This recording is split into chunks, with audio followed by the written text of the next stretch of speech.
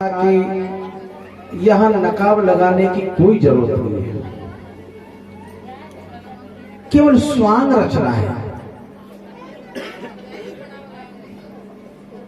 भिक्षा के लिए एक साधु का वेश इस चोर ने बनाया और भिक्षा के लिए पहुंचा। जब ये वैराग्यवती भिक्षा देने तो उसने मना कर दिया, नहीं स्त्री तुमने गुरु दीक्षा ली है? बोले नहीं महाराज जी। बोले यदि तुमने गुरु दीक्षा नहीं ली है तो तुम्हारे हाथ की हम भिक्षा भी नहीं ले सकते, तो महाराज जी आप ही दे दीजिए गुरु दीक्षा।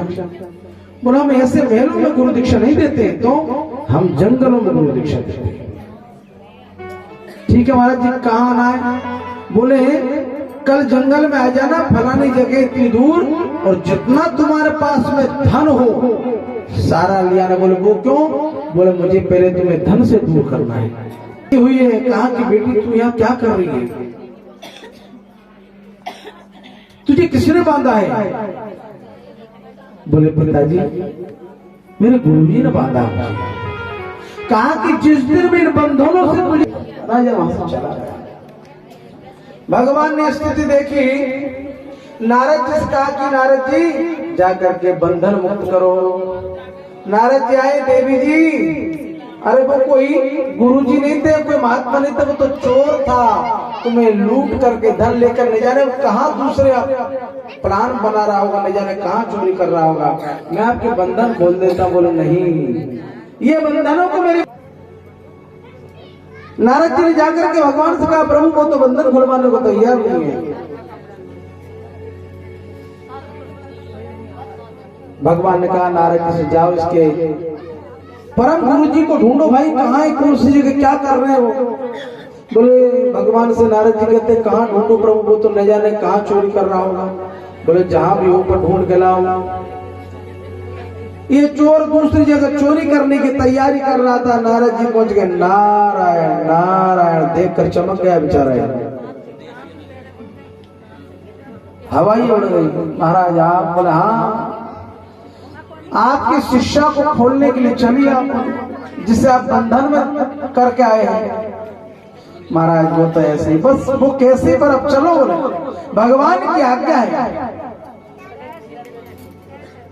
जैसे चोर पहुंचा और इसने बंधन से मुक्त किया और उसने इनके चरण पकड़े, इतने में क्या चमत्कार हुआ, मेरे गोविंद प्रकट हो गए।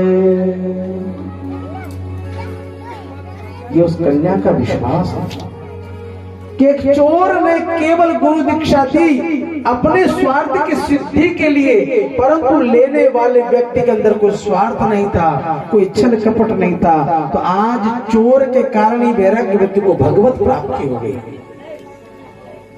और उस शिष्या के कारण उस चोर को भगवान की प्राप्ति हो गई और भगवान के चरणों में समाहित हो गई। महाराज परीक्षित ने पूछ दिया, गुरुदेव कृपा करके बताइए भगवान इस विचित्र संसार की रचना कैसे करते हैं? तब सुखदेव को ध्यान आया कि कथा हमने प्रारंभ कर दी पर मंगलाचरण तो अभी किया ही नहीं। तो अब सुखदेव प्रभु भगवान का ध्यान करते हैं, मंगलाचरण कर रहे हैं। नमः परस्मै पुरुषाय भूयसे सद्भूत भवस्थान निरोध लीलाया गृहीत शक्ति त्रिवत्र्यायो देहेन मंतायन मूर्ति वर्ष्मणे। जो प्रश्न करो, यही प्रश्न एक बार ब्रह्मा जी से नारद जी ने किया था। ब्रह्मा जी को ध्यान लगाए, एक दिन जब नारद जी ने देखा तो पूछ लिया, बोले पिताजी एक बात बताओ, क्या आपसे भी ऊपर कोई है क्या? आप किसका ध्यान लगाते हो? बोले सारे संसार को तो आप बनाते हो, फिर आंख बंद करके किसका ध्यान लगाते हो? ब्रह्मा जी हंसते हो बोले, बेटे नारद मेरे ऊपर भी है, कहा कि सृष्टि प्रक्रिया विस्तार पूर्वक मैं तुम्हें बताता हूं। प्रकृति और पुरुष की साम्यप्य अवस्था में लय हो जाता है, समान होने का भाव।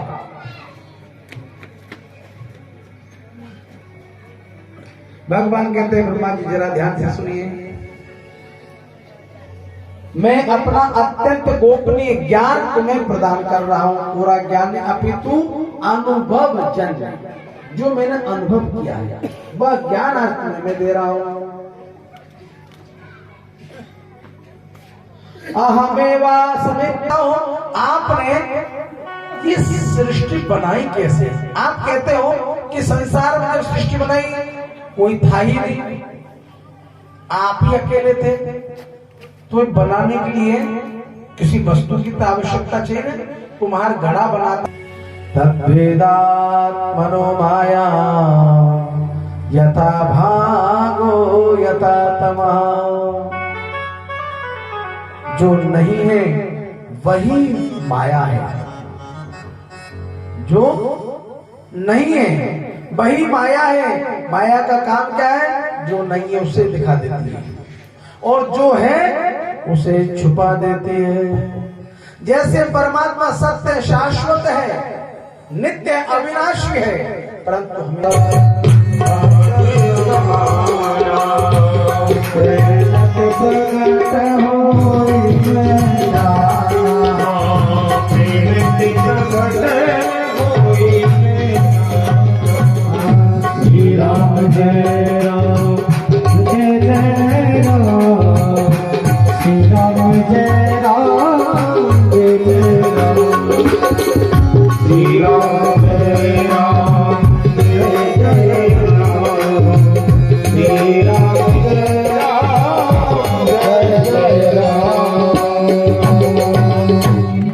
कैसे मिलते हैं भगवान, प्रेम ते प्रकट होई में जाना, ऐसे थोड़ी मिल जाते हैं भगवान। मन से प्रेम करना पड़ेगा, दिखावे से मेरे गोविंद नहीं आते, ध्यान रख लेना। किसी भी प्रकार से खाना पूर्ति की कोई जरूरत नहीं है। यदि जीवन में सुख चाहते हो तो ईश्वर से प्रेम करो। भगवान तुम्हारा ख्याल रखें, ऐसे कर्म करो। नित्य मंदिरों में जाते हो, मंदिरों में जाकर के क्या करते हैं हम, पूजा।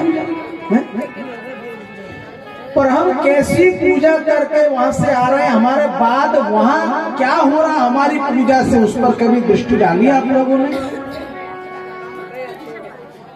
मंदिरों में हम जल चढ़ाने जाते हैं और इतना गीला कर करके आ जाते हैं कि भगवान के भगत दूसरे आते हैं, उनको बैठने की जगह नहीं होती है,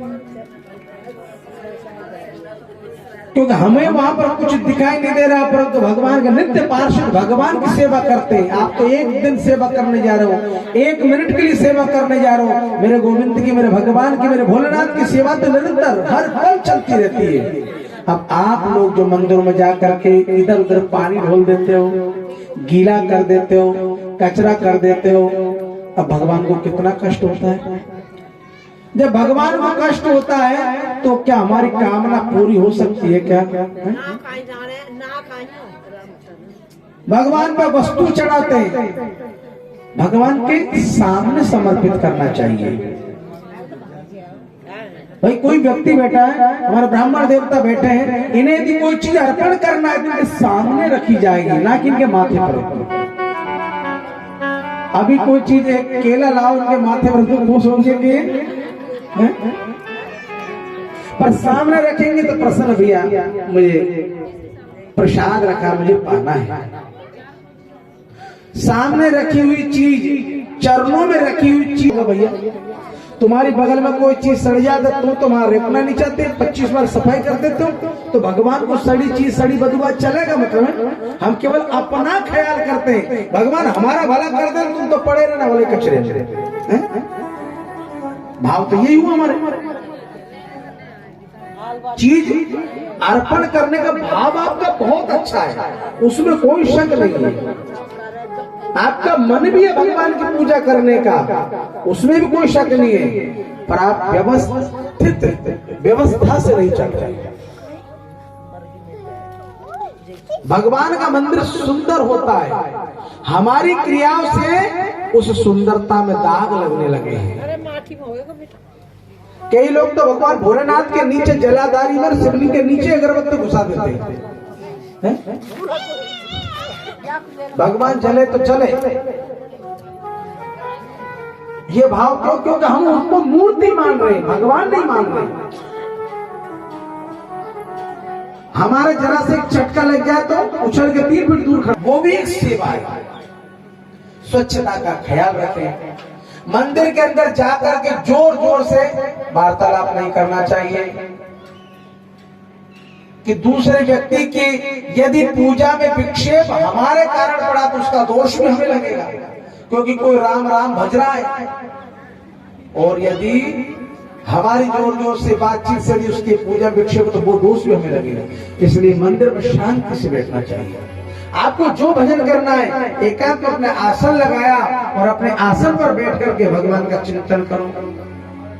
आसन भी अपना आसन ऐसा होना चाहिए जिसके ऊपर कोई दूसरा नहीं बैठे। हम लोग आसन बिछा लेते हैं, छोड़ के चल देते, उस पर सारा जगत पैर रख रख के जा रहा है। कहां से सिद्धि की प्राप्ति होगी बताओ? क्योंकि सिद्धि की प्राप्ति तो आसन से होती है। आसन छोड़ करके कहीं जाना कोई काम से, आसन को बिछावा में छुट्टी रहेगी, नहीं तो बहुत सी शक्ति ऐसी घूमती जिन्हें आसन नहीं मिलता है। और जैसे आप खाली आसन छोड़ते हो उस आसन पर उनका अधिकार हो जाता है, और जब आप उस आसन पर बैठकर पूजन करोगे तो आपको क्रोध आएगा, काम, ईर्ष्या, द्वेष, ये सारी व्यवस्था आपके अंदर स्वतः प्रकट होने लगेगी, क्योंकि आपने आसन को दूषित कर चुके हो। पूजा के अपने महत्व, अपना नियम है। मन निर्मल होना चाहिए, मन के अंदर कुटिलता नहीं हो।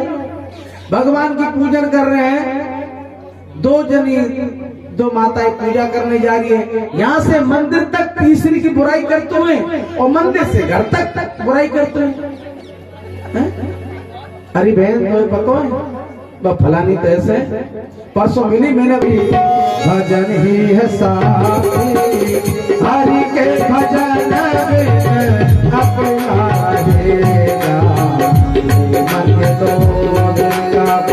मेला रहेगा, झमेला रहेगा, कायम जगत का झमेला रहेगा, मेला रहेगा, कायम जग का झमेला रहेगा, कायम जग का झमेला रहेगा। साथी कौन है आगे? हमारा भजन। यदि भजन को साथी बना लिया तो आगे जाके गवाही देने, मान लो यदि हमारी कोई पहचान किसी बड़े आदमी के, अधिकारी के यहाँ हो जावे,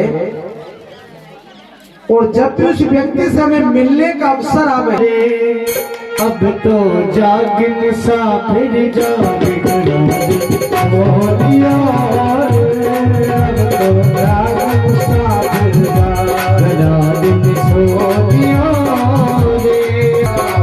जाग मुसाफिर जाग रे बंदे, जाग मुसाफिर जाग मुसाफिर जाग रे बंदे, अब तो जाग मुसाफिर जाग,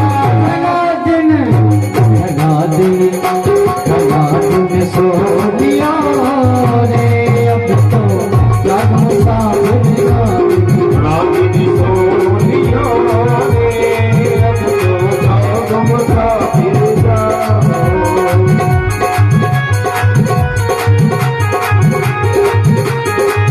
पहले सोयो मात गर्भ में उल्टा पाग फंसा, पहले सोयो मात गर्भ में उल्टी पाग फंसा,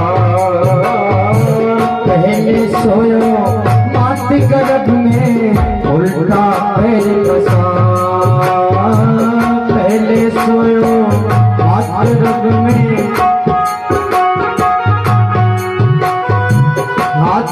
जोड़ कर बाहर निकलो हरि दियो बिसराए, हाथ जोड़ कर बाहर निकलो हरि दियो बिसराए, जन्म तेरा हो गया अब तो राज मुसाफिर जा, जन्म तेरा हो गया अब तो राज मुसाफिर जा,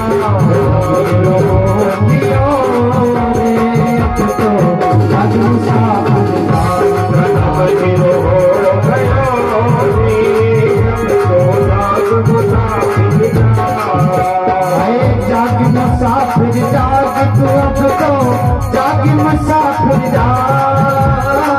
जाग मुसाफिर जाग तू अब तो जाग मुसाफिर जाग सोनियो रे अब तो जाग मुसाफिर जाग जाग मुसाफिर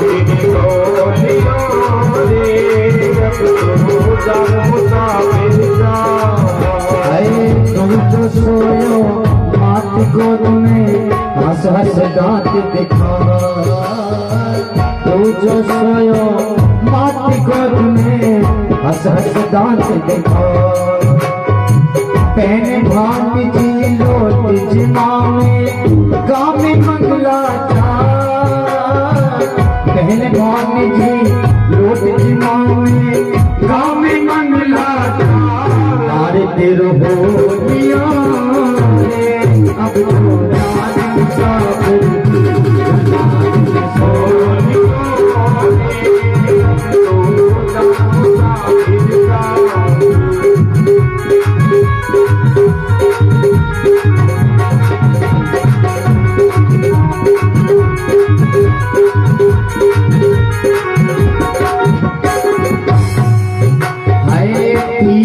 सोयो प्रिय सेज पे मन में बहुत उछला,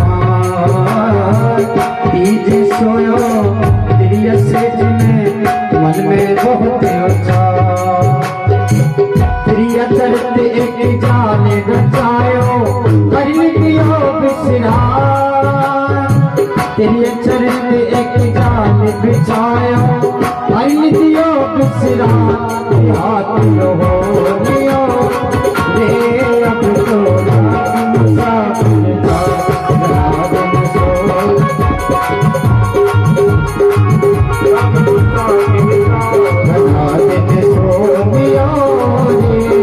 अब तो राज मुसाफिर जा,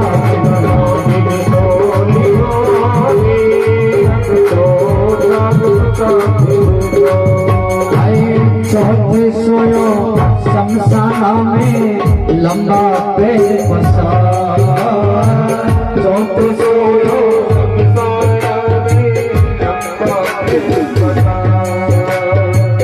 चौथे सोयो शमशाना में लंबा पेड़ पसा, चौथे सोयो शमशाना में लंबा पेड़ पसा, कहते कबीर सुनो रे भाई साधु, कहते कबीर सुनो रे भाई साधु, दीदी आग लगाए, कहते कबीर सुनो भाई साधु, दीदी आग लगाओ, आग तेरो लिया